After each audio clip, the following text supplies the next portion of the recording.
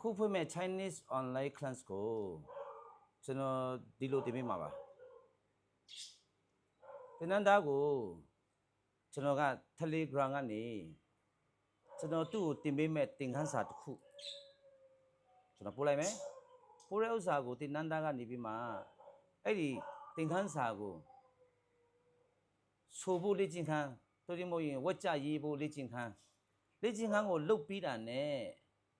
ကျွန်တော်ကိုသူကဗီဒီယိုဖိုင်နဲ့ပြန်ပို့ပေးမယ်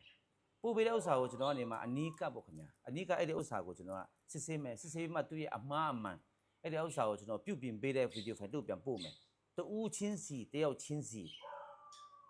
group နဲ့ video chat မဟုတ်ဘူးနော်တယောက်ချင်းစီကို Telegram ကနေတင်ပေးတဲ့ပုံစံမျိုးသင်ခန်းစာတစ်ခုကိုကျင့်ရသွားရင်နောက်ထပ်သင်ခန်းစာတစ်ခုကိုသူပို့ပေးမယ်ကျွန်တော်လုပ်စီချင်တဲ့အရာကိုသူ့ကိုပြောမယ်ပြီးရင်တင်နန်းသားကသူအားတဲ့အချိန်သင်ခန်းစာကိုဒီနေ့ပို့ရင်ဒီနေ့လုပ်စာမလုပ်ဘူးအားတဲ့အချိန်မှာသင်ခန်းစာကိုလုပ်မယ်သူအားတဲ့အချိန်မှာကျွန်တော်စီပို့မယ်ကျွန်တော်အဲ့ဒီဥစ္စာကိုသူ့ရဲ့အမှားအမှန်ကိုပြန်စစ်ဆေးမယ်ပြီးရင်သူ့ကိုကျွန်တော်မှဗီဒီယိုဖိုင်နဲ့ပြန်ပို့မယ်အဲ့ဒီအရာကို